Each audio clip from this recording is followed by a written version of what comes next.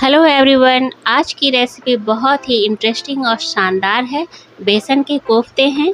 Friends, आपने बेसन की सब्ज़ी तो कई बार खाई होगी, गट्टे कोफ्ते कई बार बनाया होगा, लेकिन एक बार आप इस तरीके से ट्राई कीजिए, आपको बहुत अच्छा लगेगा।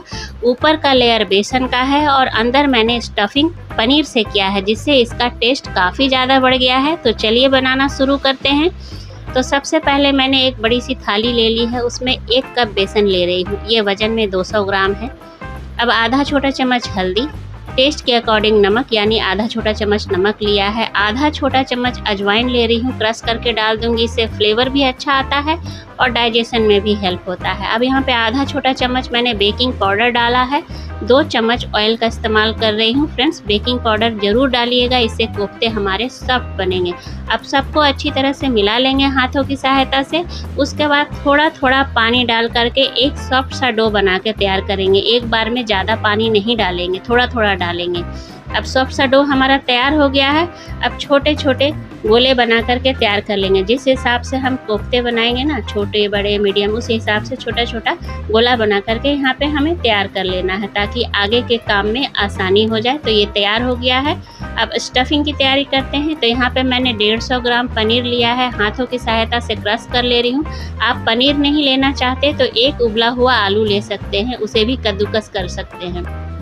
यहाँ पे 1 चम्मच लहसुन, अदरक और हरी मिर्च को दरदरा कूट के डाल रही हूँ। 2 पिंच यहाँ पे नमक ले रही हूँ, ज़्यादा नमक का इस्तेमाल मत कीजिएगा। आधा छोटा चम्मच चाट मसाला, 1 चम्मच काजू टूटा हुआ, 1 चम्मच किशमिश। अब काजू और किशमिश आप स्किप कर सकते हो, लेकिन लहसुन, अदरक और मिर्च दरदरा कूट करके या बारीक चॉप करके ज़रूर डालना, इससे कोफ्ते का टेस्ट काफ़ी अच्छा आ जाएगा। अब हरा धनिया डाल करके अच्छी तरह से हाथों से मिला लिया है मैंने। अब जिस तरह से बेसन के गोले हमने बना के तैयार किए हैं, उसी तरह से पनीर को भी तैयार कर लेंगे, ताकि स्टफिंग करने में हमें आसानी हो। तो इस तरह से हमने तैयार कर लिया है। बेसन के भी गोले तैयार हैं, पनीर के भी तैयार हैं। तो हाथों को अच्छी तरह से पहले धो लेंगे, हल्का सा ऑयल लगा लेंगे। अब एक बेसन का गोला उठाएंगे, हाथों की सहायता से उसे राउंड शेप दे देंगे। राउंड शेप देने के बाद अंगूठे के सहायता से इस तरह से प्रेस करते हुए कटोरी नुमा शेप दे देंगे। तो ये हमने शेप दे दिया है। अब पनीर को गोले को उठाएंगे और उसके अंदर डाल करके हल्के हाथों से प्रेस करते हुए एक राउंड सा शेप दे देंगे। जिस तरह से हम कचौड़ी का शेप देते हैं या कोफ्ते बनाते हैं गोल, सेम प्रोसेस वही करना है। तो ये देखिए, एक जो कोफ्ता है हमारा बनके तैयार हो गया है। तो बाकी सबको भी इसी तरह से कर लेंगे। ये रेसिपी ऐसी है कि आपको रेस्टोरेंट में भी नहीं मिलेगी आपको। तो ये मैंने साइड कर दिया है। आप ग्रेवी बनाने के प्रोसेस की तरफ चलते हैं। तो पैन गरम होने के लिए चढ़ा दिया है, 1 चम्मच ऑयल डाल दिया। ऑयल को सबसे पहले गरम कर लेंगे। अब 1 बड़ी इलायची, 1 छोटी इलायची, दालचीनी, 4 लौंग, 5 काली मिर्च, आधा छोटा चम्मच जीरा, आधा छोटा चम्मच सौंफ, 1 छोटा चम्मच साबुत धनिया। अब इन मसालों को हम हल्का सा भून लेंगे लो फ्लेम पे। जब इसमें अच्छी सी खुशबू आने लगे तब 6 लहसुन की कलियां, 1 इंच अदरक का टुकड़ा, 2 हरी मिर्च। अब इन्हें भी कुछ सेकंड के लिए भून लेंगे। आप हरी मिर्च की क्वांटिटी बढ़ा घटा सकते हैं अपने टेस्ट के अकॉर्डिंग, या फिर लाल मिर्च का भी इस्तेमाल कर सकते हैं।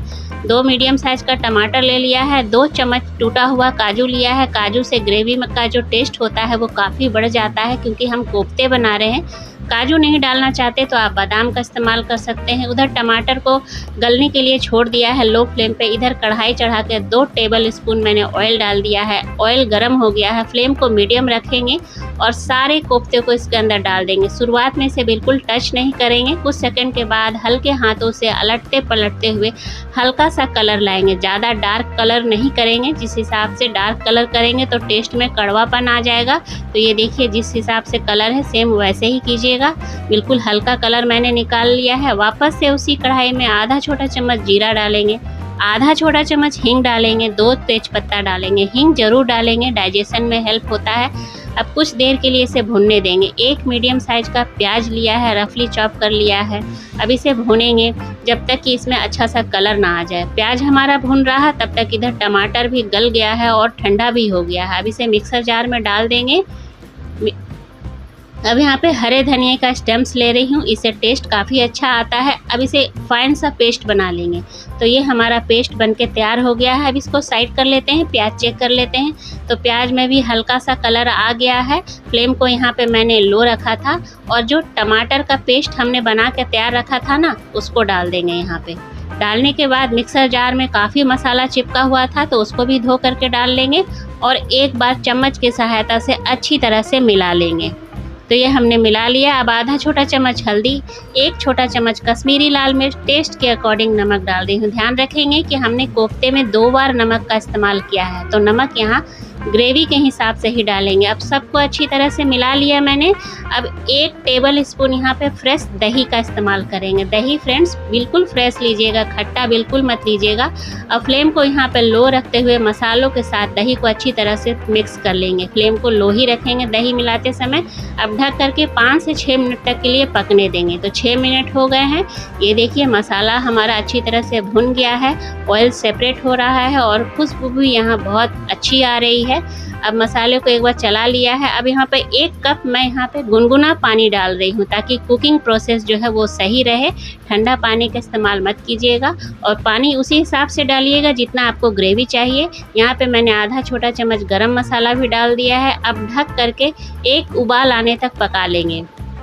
तो 2 मिनट में ही एक अच्छा खासा उबाल आ गया है। तो एक बार फिर से चला लेते हैं। चलाने के बाद अब यहाँ पे फ्लेम को मीडियम करके सारे कोफ्तों को हम डाल देंगे। कोफ्ता डालने के बाद ज़्यादा देर पकाने की ज़रूरत नहीं होती है। तो कोफ्ते में मैंने यहाँ पे पनीर का स्टफिंग किया है। आप चाहें तो आलू उबाल करके उसको भी कद्दूकस करके उसमें जो मसाले मैंने इसमें डाले हैं वो डाल करके स्टफ़ कर सकते हैं। तो 4 मिनट के बाद मैं लीड हटा करके देख रही हूँ, तो कोफ्ते जो हैं हमारे बहुत ही शानदार बन के तैयार हो गए हैं। ये देखिए, और ग्रेवी भी बिल्कुल परफेक्ट है। अब इसके साथ आप लच्छा पराठा खाइए, रोटी खाइए, पूड़ी खाइए, दाल चावल खाइए या नान खाइए, हर किसी के साथ ये परफेक्ट लगता है। तो ये हमारा बेसन का कोफ्ता बनके तैयार हो गया है। उम्मीद करती हूँ कि आज की रेसिपी आप लोग को अच्छी लगी होगी। अगर अच्छी लगी तो लाइक शेयर कीजिएगा और अगर मेरे चैनल पे आप नए हैं तो प्लीज़ मेरे चैनल को सब्सक्राइब कर लीजिएगा। मिलती हूँ अगले ऐसे ही मज़ेदार और चटपटे रेसिपी के साथ। तब तक के लिए टेक केयर, बाय बाय।